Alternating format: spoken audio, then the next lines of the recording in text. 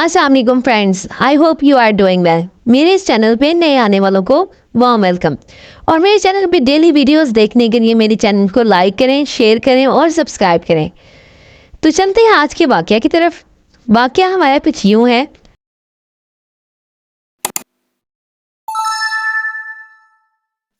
एक लंबे कद का आदमी मस्जिद नबवी में दाखिल हुआ।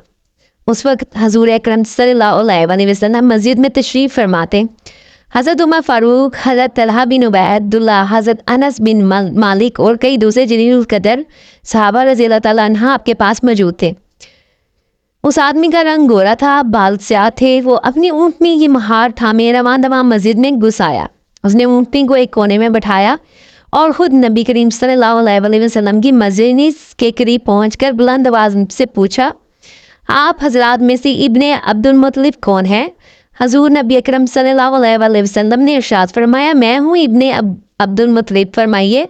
अब उसने पूछा, मोहम्मद सल्लल्लाहु अलैहि वसल्लम आप ही का नाम है? हाँ, मेरा ही नाम है। अब उसने कहा, तब फिर सुनिए, मैं एक देहाती आदमी हूँ, आपसे कुछ बातें पूछने आया हूँ। आप मेरी ज़ुबान की तेज़ी से नाराज़ तो नहीं होंगे? हजूर नबी करीम सल्लल्लाहु अलैहि वसल्लम मुस्कुराए और फरमाया, नहीं, तुम्हें जो पूछना है बेतकल्लुफ़ी से पूछो, मैं हरगिज़ नाराज़ नहीं होऊंगा। अब उसने कहा, है मोहम्मद सल्लल्लाहु अलैहि वसल्लम, आपका कासिद हमारे कबीले में आया था। उसने हमें बताया कि अल्लाह ताला ने आपको अपना रसूल मबूस फरमाया है। हजूर सल्लल्लाहु अलैहि वसल्लम ने इरशाद फरमाया, हाँ, उसने सच कहा। आसमान किसने बनाया? उसने पूछा। जवाब में आप सल्लल्लाहु अलैहि वसल्लम ने इरशाद फरमाया, अल्लाह ने। ज़मीन किसने बनाई? उसने दूसरा सवाल किया। जवाब में रसूलुल्लाह सल्लल्लाहु अलैहि वसल्लम ने इरशाद फरमाया, अल्लाह ने। इन पहाड़ों को किसने कायम किया और इन में अनवाओ इकसाम की चीज़ें किसने बनाई? उसने पूछा। नबी करीम सल्लल्लाहु अलैहि वसल्लम ने इरशाद फरमाया, अल्लाह ने। अब उसने कहा, इसी अल्लाह की कसम जिसने आसमान और ज़मीन बनाए, इन पहाड़ों को कायम किया, क्या वाकई अल्लाह ने आपको अपना पैगम्बर बनाकर भेजा है? हजूर नबी करीम सल्लल्लाहु अलैहि वसल्लम ने इरशाद फरमाया, हाँ। ये सुनकर उसने कहा कि आपके कासिद ने हमें यह भी बताया कि दिन रात में हमारे लिए 5 नमाजें पढ़ना फ़र्ज है। आपने इरशाद फरमाया, उसने सच कहा है। क्या वाकई अल्लाह ताला ने आपको इन नमाजों का हुक्म दिया है? उसने फिर से पूछा।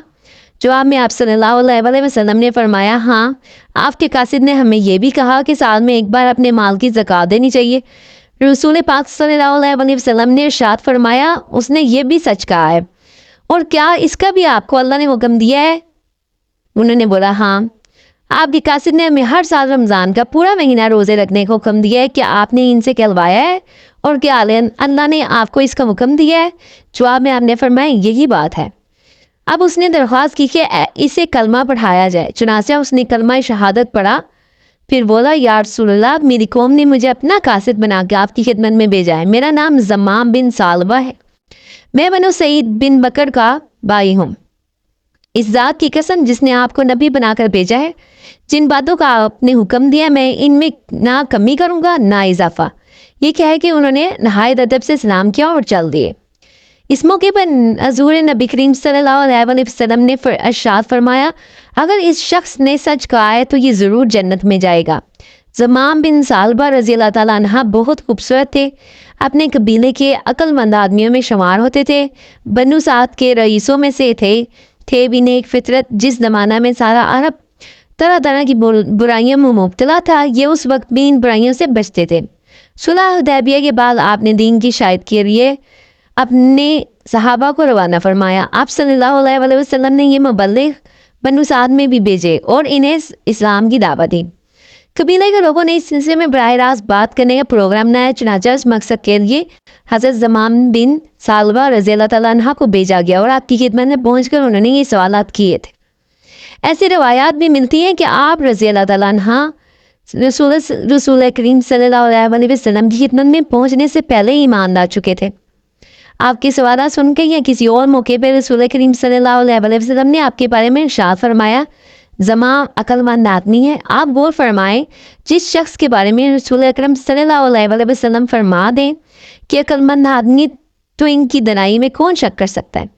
चुनांचे हज़रत उमर रज़ी अल्लाह ताला अन्हा ने इनके एक बारे में फरमाया, मैंने ज़माम से बेहतर और अच्छे अंदाज में गुफ्तगू करने वाला कोई नहीं देखा।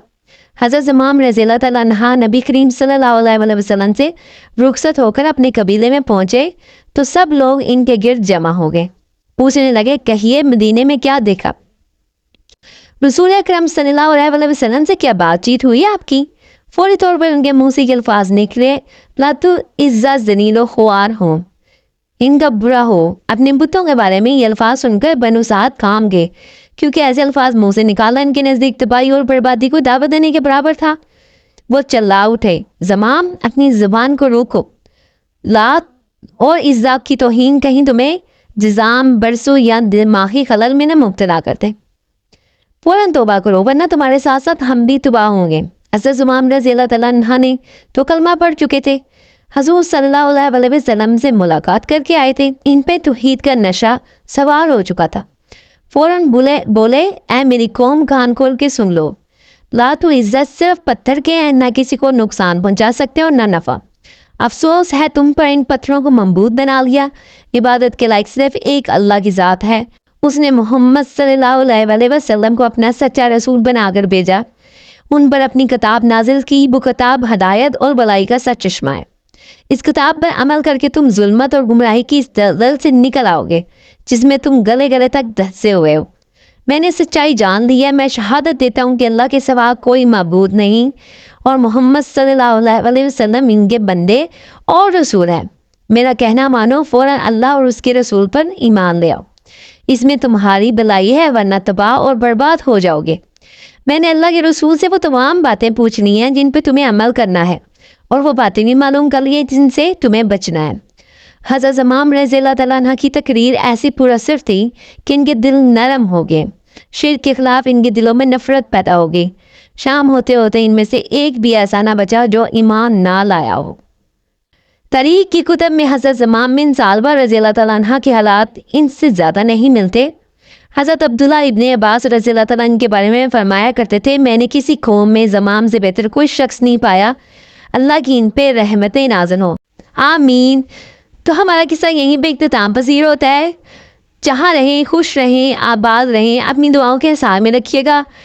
پڑھتے ہیں درود ابراہیمی. اللہم صلی علی سیدنا محمد وعلی آل محمد کما صلیت علی ابراہیم وعلی آل ابراہیم انک حمید مجید.